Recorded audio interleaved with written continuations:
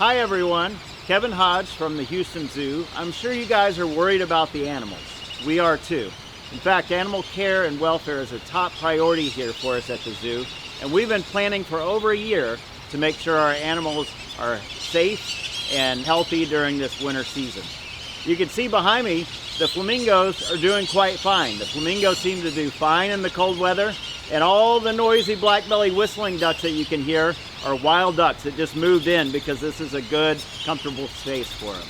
We've made a lot of improvements over the years. In our Savannah aviary in the Poncinal section, we added a lot of windbreaks and heaters to keep those birds nice and warm over there.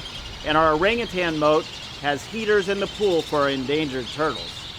Some animals are a little more sensitive, like our primates, and for those animals, they're locked inside their bedroom areas where it's nice and warm and they're protected during this cold weather.